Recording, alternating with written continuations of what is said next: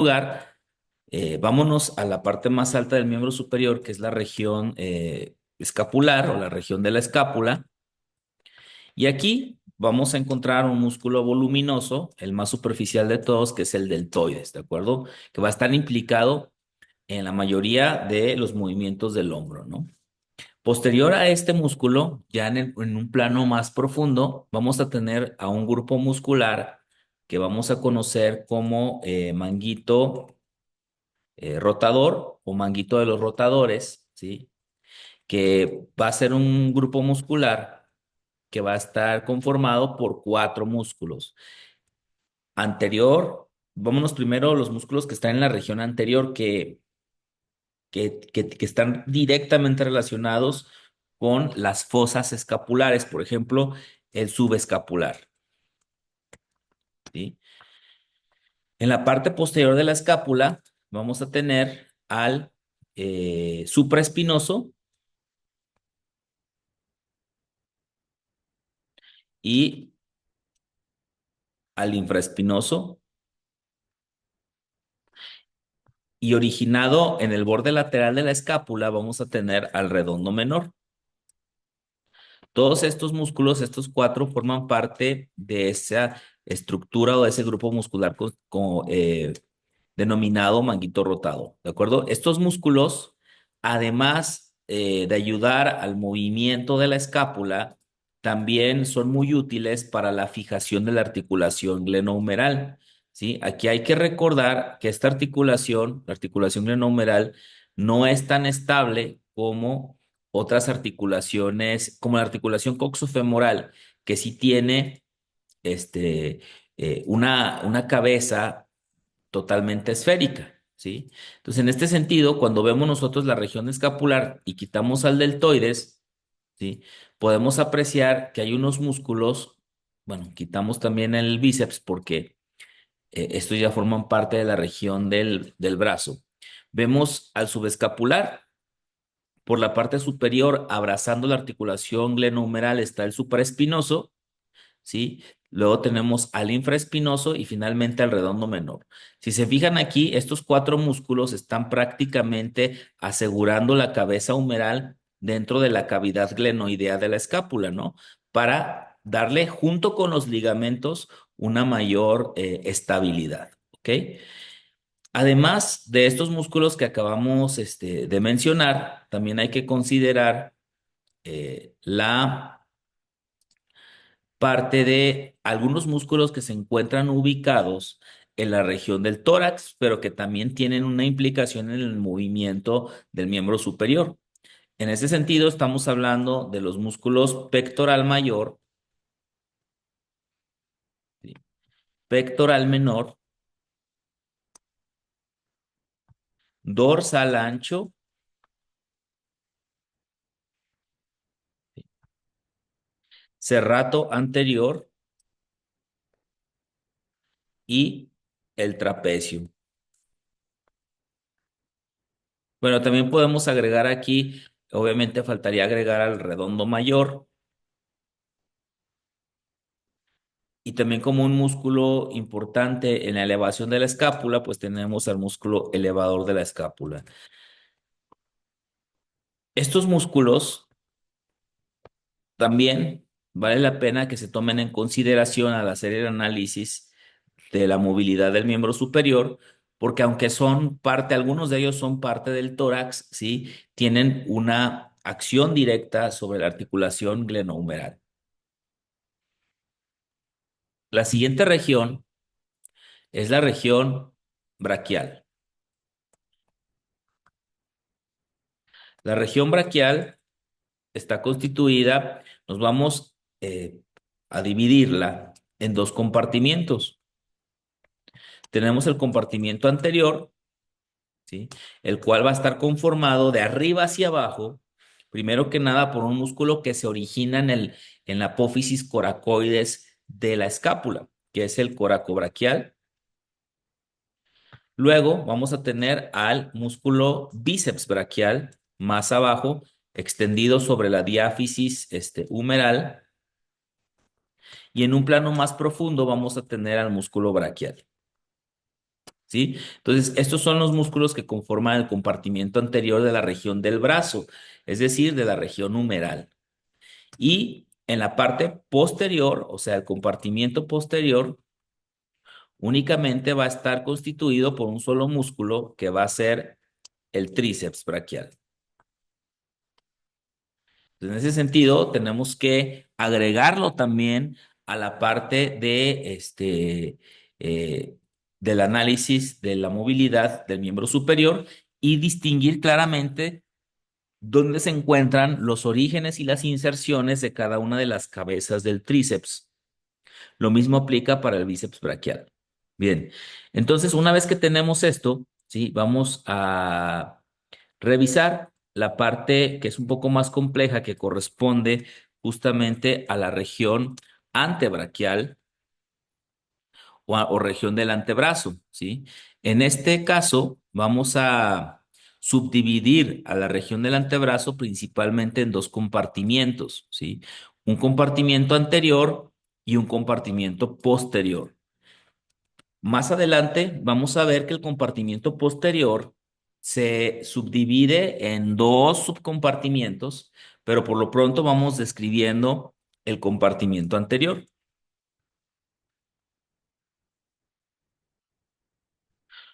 Una de las características del compartimiento anterior es que se va a caracterizar por ser una región flexora, ¿sí? Tanto de muñeca como de mano. Y además, ¿sí? Nos va a ayudar a los movimientos de pronación, ¿sí? Que ya sabemos que eso se llevan a cabo directamente en la región del antebrazo. Mientras que entonces, en el caso del compartimiento posterior, vamos a tener que el movimiento va a ser opuesto, ¿sí? Es decir, vamos a hacer o vamos a tener aquí músculos que hacen función de extensión de muñeca y mano, y vamos a tener también aquí a los músculos supinadores.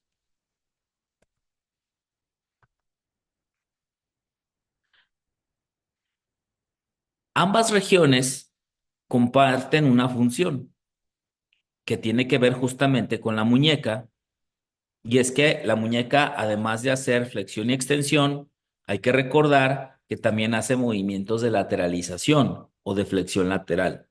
Y entonces a estos movimientos de flexión lateral, que también los conocemos como desviación radial o desviación cubital o flexión radial o flexión cubital, van a estar controlados por ambos compartimientos.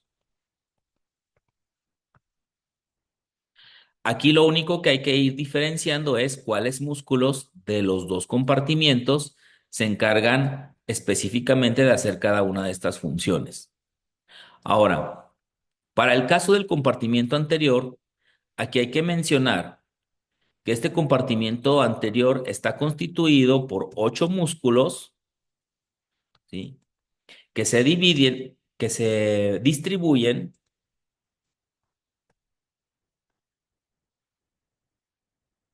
en 4 compartimientos, de superficial a profundo, ¿sí? Estos 4 compartimientos no son, o sea, obviamente va a haber más músculos en algunos compartimientos que otros, ¿no? Y en este sentido, por ejemplo, en el primer compartimiento, que es el compartimiento más superficial, el que estaría prácticamente subcutáneo, es el que vamos a denominar como primer plano, ¿sí? Sí, primer plano. A este plano en particular de la región anterior, vamos a ubicar a 4 músculos, ¿sí? A los cuales también se les conoce como músculos epitrocleares,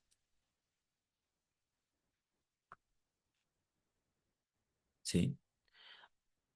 Y son los siguientes. Tenemos en un primer momento al pronador redondo,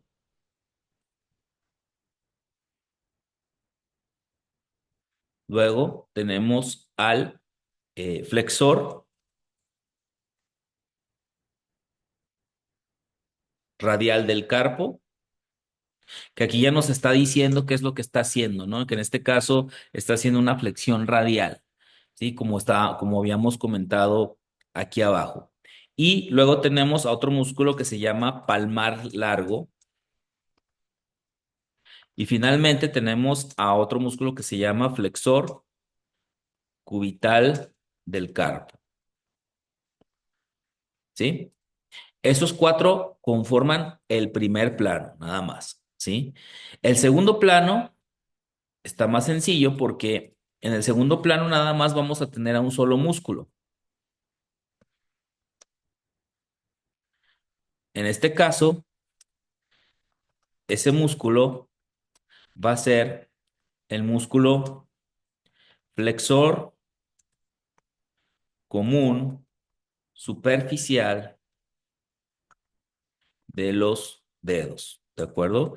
¿Qué dedos? De los dedos 2 al 5, ¿de acuerdo? Aquí hay que mencionar que el pulgar está constituido por músculos propios, ¿no? Que le dan la mayoría de su movilidad. El tercer plano de la región anterior corresponde a dos músculos, ¿sí? Aquí hay que mencionar que el segundo y el tercer plano son planos intermedios. El primer plano es plano superficial y cuando lleguemos al cuarto plano estaremos en el plano profundo del compartimiento anterior de la región antebraquial. ¿De acuerdo? Entonces aquí tenemos dos músculos. Uno de ellos es el flexor largo del pulgar y el otro va a ser el flexor común profundo de los dedos. ¿Sí? Y finalmente vamos a tener el cuarto plano, que en este caso el cuarto plano va a estar constituido de nueva cuenta por un solo músculo, que en este caso va a ser el pronador cuadrado. Es un músculo ubicado en la región distal del antebrazo que prácticamente se origina y se inserta en los bordes, en los bordes que corresponden a la membrana interósea, ¿sí? En los bordes interóseos, tanto del radio y del cúbito. Bueno, estos son los del compartimiento anterior, ¿de acuerdo? Que los veríamos más o menos de la siguiente manera. A ver, voy a restablecer aquí para poder ver también los de la región braquial, ¿sí? Tenemos el coracobraquial aquí arriba, el bíceps braquial, el braquial y en la parte posterior el tríceps, ¿sí? Los epitrocleares entonces serán los siguientes: el pronador redondo, el flexor radial del carpo, el palmar largo, ¿sí? Y también aquí tenemos al flexor cubital del carpo, ¿sí? Esos cuatro músculos, ¿sí? Son del primer plano o plano superficial o plano epitroclear. Aquí hay que mencionar que se les conoce como músculos epitrocleares justamente porque, bueno, ya sabemos que en el húmero está la tróclea que se articula con el olecranon del cúbito, ¿sí? Y por arriba de la tróclea está el epicóndilo medial, que también lo conocemos como epitróclea, ¿no? Entonces, ese es el punto de origen justamente de los músculos que conforman el plano superficial del antebrazo. Entonces, esos cuatro músculos que acabamos de señalar ahorita, los vamos a ir quitando para poder visualizar de manera directa a los músculos del segundo plano, al músculo del segundo plano, que en este caso sería el músculo flexor superficial de los dedos. Si se fijan, tiene un origen bastante amplio y se extiende prácticamente hasta las falanges intermedias o segundas falanges de los dedos 2 al 5. Quiero aquí considerar una cuestión. Si yo aíslo tanto al flexor superficial de los dedos, que es este, como al flexor profundo de los dedos, que es este otro, vamos a encontrar una diferencia en sus inserciones. porque el superficial de los dedos llega hasta la segunda falange y el profundo llega hasta la falange distal de los dedos 2 al 5. ¿De acuerdo?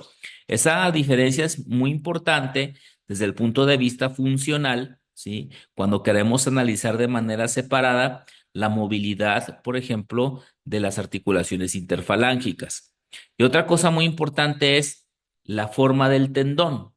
Si se fijan, el tendón del flexor superficial de los dedos está bifurcado, ¿sí? Eso significa que termina siendo bífido en su inserción en la segunda falange, ¿sí? ¿Para qué? Para facilitar el paso del tendón del flexor profundo de los dedos que se inserta hasta la tercera falange o falange distal. Entonces, esta característica anatómica nos da un tipo de tendón que en este caso sería un tendón perforado, ¿sí? Este tendón bífido al tener otro tendón que está pasando por en medio de él, ¿sí? Se le conoce como tendón perforado, ¿sí? Y al tendón que pasa más profundo y que pasa a través del tendón que estaba arriba, lo vamos a conocer como tendón perforante, ¿de acuerdo? Y esa referencia anatómica es muy importante, no solo en esta estructura anatómica, sino que vamos a ver algunos otros músculos que también tienen esa característica. Bien. Además, vamos a revisar lo de justamente los otros planos, o mejor dicho, el compartimiento posterior. ¿Sí? Aquí el compartimiento posterior lo podemos estudiar de manera de una sola, de una sola vez, simplemente haciendo la división de los músculos, pero para que sea más sencillo entender cómo se distribuyen los músculos del compartimiento anterior, ¿sí? Los vamos a dividir en dos subcompartimientos o dos subregiones, ¿sí? Que en este caso van a corresponder a el subcompartimiento lateral, ¿sí? Que va a estar constituido por cuatro músculos,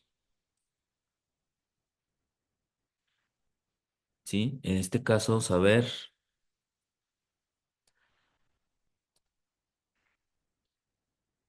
son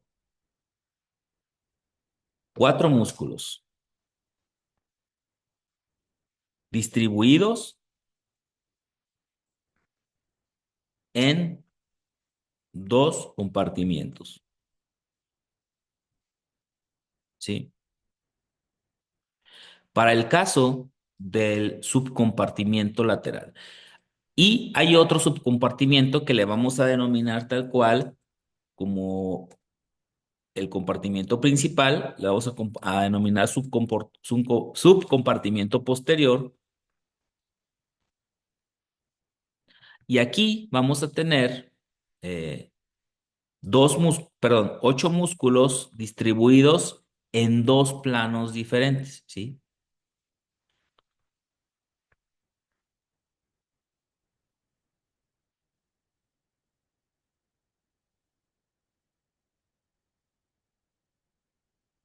O sea, eso quiere decir en un plano superficial y en un plano profundo, ¿sí? Voy a borrar la parte de acá arriba para que podamos tener más espacio aquí en la parte inferior.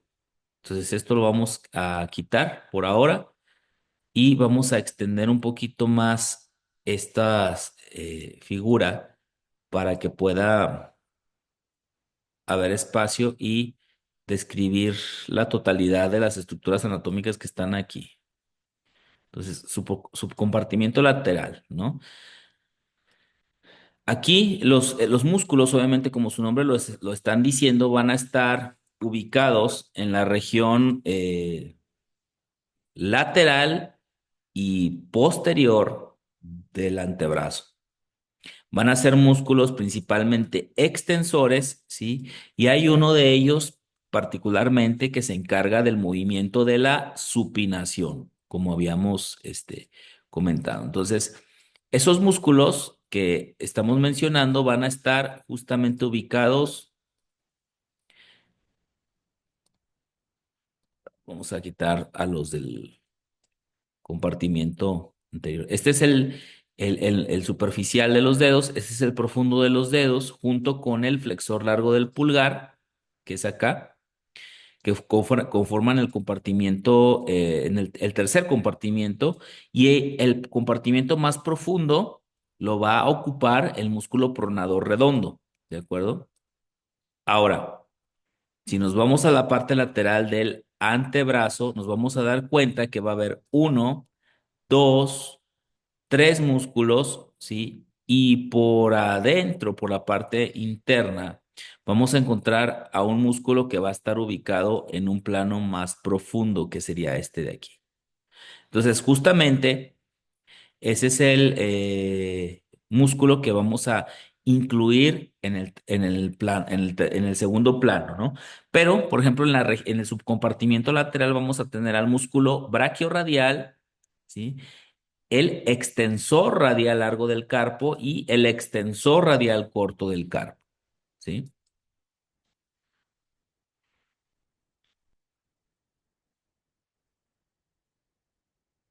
Bien, en este caso quedaría, perdón, quedaría de la siguiente manera.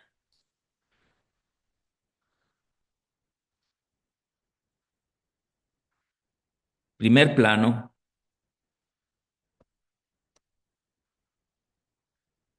primer plano. Tenemos al braquio radial, extensor radial largo del carpo, extensor radial corto del carpo. Y ya, ese es el primer plano. Y el segundo plano de este subcompartimiento lateral lo ocupará entonces un solo músculo, ¿sí? Que en este caso sería el músculo supinador. Listo. Bien, esta es la distribución de estos músculos, ¿no? Aquí también hay que identificar obviamente la diferencia que hay en la inervación, porque por ejemplo, la mayoría de los músculos de la región antebraquial, o sea, del compartimiento anterior de la región antebraquial, van a estar inervados por el nervio mediano, ¿no? Mismo que viene también desde el plexo braquial.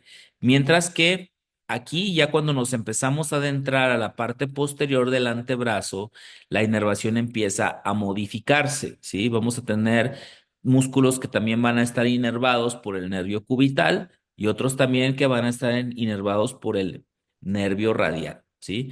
Entonces, en ese sentido, vamos a quitar, por ejemplo, estos que ya habíamos visto, que son brachiorradial, extensor radial largo del carpo y extensor radial corto del carpo, forman parte del primer plano del subcompartimiento lateral, ¿sí?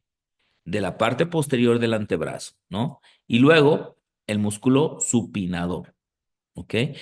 Y ahora sí nos pasamos a la parte posterior, propiamente, ¿no? Que en este caso habíamos dicho que son cuatro músculos los que van a ocupar el plano superficial y otros cuatro que van a ocupar el plano profundo.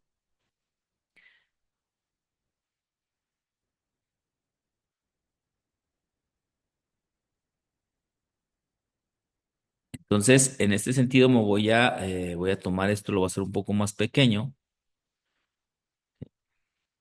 si se puede, para que nos quepan el número de músculos. Si no, vamos a quitar esto o vamos a ponerlo por aquí arriba para que nos alcance el espacio.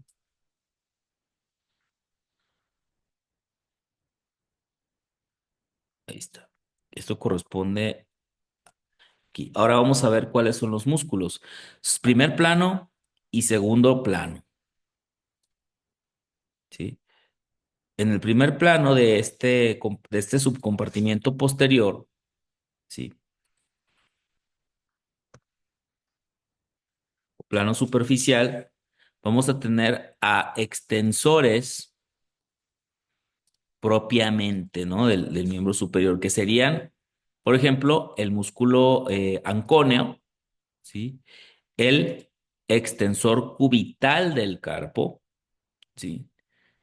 Extensor del dedo meñique y el extensor común de los dedos, ¿de acuerdo? Entonces, ancóneo, extensor cubital del carpo, extensor del dedo meñique y músculo extensor común de los dedos, ¿sí?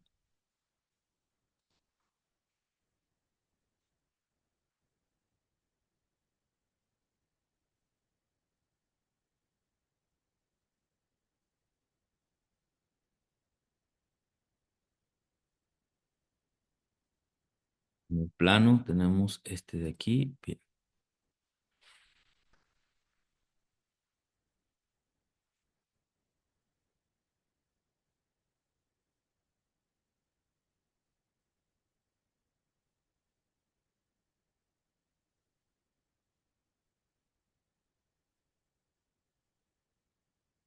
Y finalmente el extensor,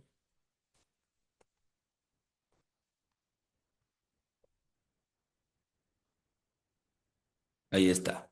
Bien, esto lo voy a pasar todavía un poquito más para arriba porque si no no nos va a alcanzar el espacio.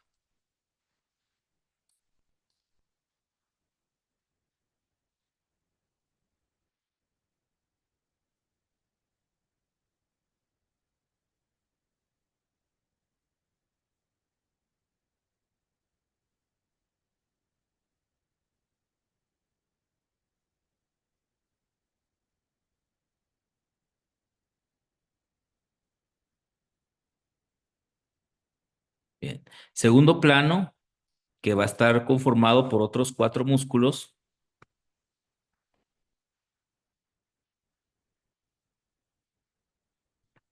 Aquí vamos a tener más extensores, ¿sí? Y vamos quitando los del compartimiento superficial.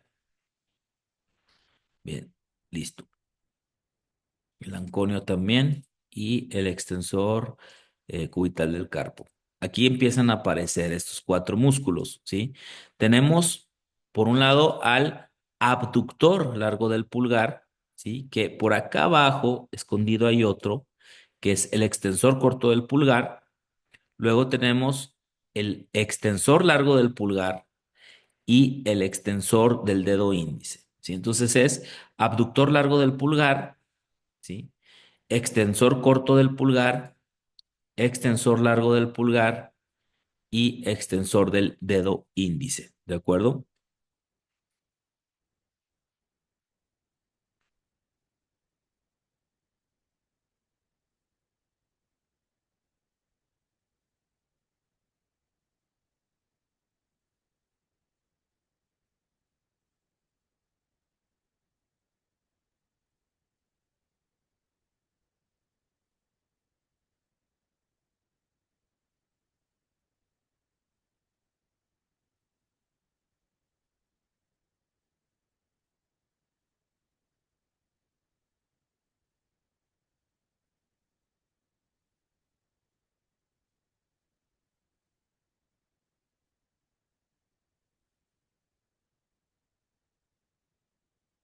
Esos serían los que conforman el segundo plano. Entonces ya tenemos el mapa de lo que correspondería a los músculos de la región del antebrazo, ¿sí? Tanto compartimiento anterior como compartimiento posterior, ¿sí?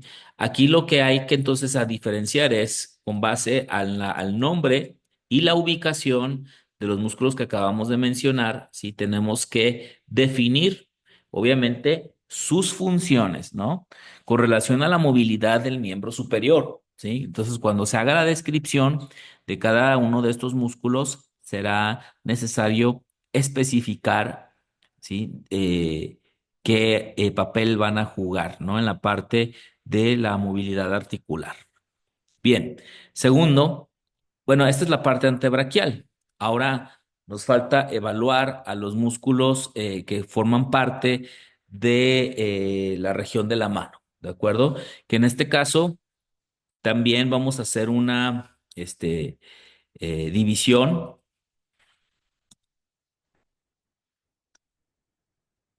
de la siguiente manera.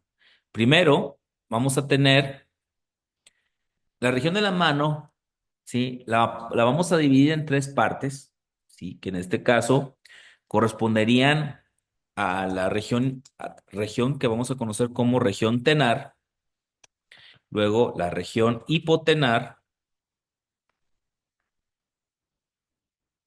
y los músculos intrínsecos de la mano, ¿no?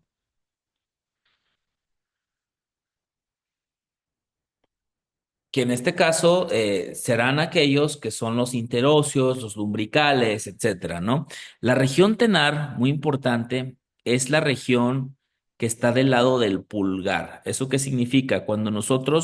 Si nosotros nos palpamos la región de la mano, vamos a restablecer todo, y nos palpamos justamente donde se encuentra el pulgar, aquí, ¿sí? Vamos a sentir una prominencia muscular, una masa muscular que va a ser muy característica de esa región, ¿sí? ¿Ves? Se va a sentir justo por delante del pulgar una serie de músculos, ¿no? Que en este caso conforman a la región tenar. Esta parte de la mano es muy importante porque le da mucha movilidad al pulgar y que justamente facilita los movimientos de oposición y reposición del dedo pulgar con relación a los otros dedos, ¿sí?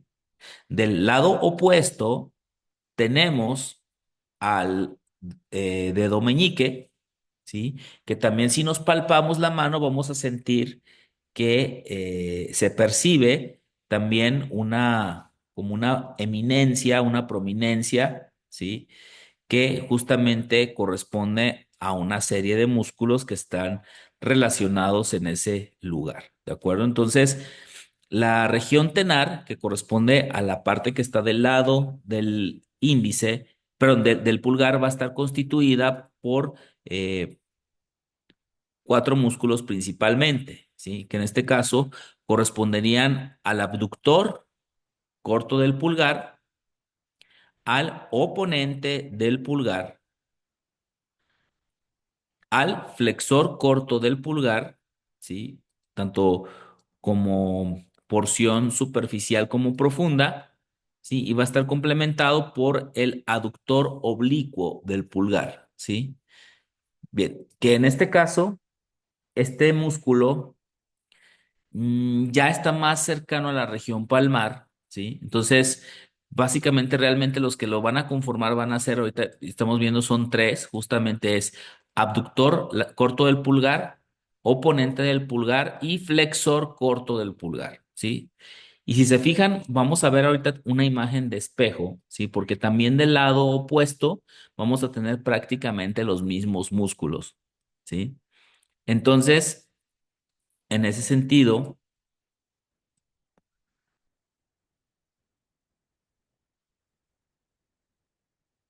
en la región tenar vamos a tener al abductor del pulgar,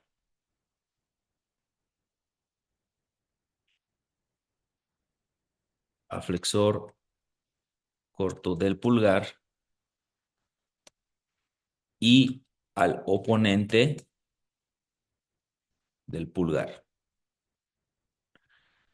Aquí vamos a tener una imagen en espejo prácticamente con el lado del meñique. ¿Por qué? Porque resulta ser que también el meñique va a tener un abductor, un flexor corto y un oponente, ¿sí? Entonces, esto lo vamos a ver de la siguiente manera. Tenemos, primero, hay un músculo en la región muy superficial que abraza a los otros músculos que forman parte de la región hipotenar, que es el palmar corto, este pequeño de aquí, que si yo lo quito, ¿sí? Voy a ver de manera directa ya los músculos que ahora sí conforman directamente la eminencia hipotenar o la región hipotenar, ¿sí? Que en este caso sería el abductor del meñique, ¿sí? El flexor corto del meñique y el oponente del dedo meñique, ¿de acuerdo? Entonces, aquí la única diferencia es que en la región hipotenar o eminencia hipotenar, que la podemos conocer de las dos maneras, ¿sí? Y se puede mencionar de las dos maneras en un contexto clínico también, va a estar constituida por el abductor del dedo meñique, el flexor corto del dedo meñique y el oponente del dedo meñique. Ahí están. Esos músculos involucrados también en los movimientos de oposición y reposición del dedo meñique y, como su nombre lo dice, en la flexión, ¿no? Ahora, también aquí hay otros músculos, finalmente, que van a estar directamente relacionados con la parte de, vamos a señalar estos primero aquí, directamente que están dentro en la región de la mano, ¿no? Que se llaman músculos intrínsecos de la mano. Y aquí vamos a incluir a los músculos que se conocen como lumbricales, ¿sí? Y vamos a incluir a otros músculos que se conocen como interóseos, ¿sí? Estos músculos particularmente no tienen una función específica en términos de movilidad, es decir, sí nos ayudan a mover un poco el metacarpo, ¿sí? A, a hacer que la palma de la mano se haga más pequeña o se extienda, si tienen cierta función en ese tipo de movimiento. Sin embargo, estos músculos actúan más bien como músculos fijadores. ¿Eso qué significa? Que facilitan que los huesos del metacarpo, por ejemplo, conserven justamente su relación en términos de distancia, ¿no? Y ubicación con respecto también a los huesos del carpo. Entonces, estos músculos que les estoy mencionando justamente se encuentran, voy a quitar a los músculos de la región tenar e hipotenar para que se vayan quedando más al descubierto los músculos propios del, músculos intrínsecos de la mano. De hecho, voy a quitar algunos también que forman parte del antebrazo, ¿sí? Y vean cómo justamente en la región de la mano vamos a tener unos pequeños músculos que van a estar distribuidos principalmente entre los metacarpianos, ¿no? Y entonces vamos a ver que tanto en la parte anterior como posterior vamos a tener la misma situación, ¿sí? Músculos que están entre los metacarpianos, por ejemplo, en este caso, los interóseos, que corresponden a los interóseos dorsales, que se enumeran del uno al cuarto, ¿sí? Que son músculos fijadores, principalmente desde la región posterior de la mano. Y anteriormente vamos a tener, ¿sí? A los músculos interóseos palmares, ¿no? Que en este caso nada más serán uno, dos y 3, ¿de acuerdo? Quitamos los interóseos y aparecen otros músculos que se conocen como músculos lumbricales. Esos músculos lumbricales también ayudan a fortalecer, a reforzar un poco la articulación metacarpofalángica, ¿sí? Pero también, como les comento, actúan más que nada como músculos, más que generar un movimiento importante, estabilizan o ayudan a estabilizar la articulación, en este caso la metacarpofalángica. Bueno, y este es el panorama de la distribución de los músculos del miembro superior que deberían tomar en cuenta para la realización del reporte de práctica con base a a la evaluación de la función articular que ya aplicaron en en la práctica correspondiente que tuvimos.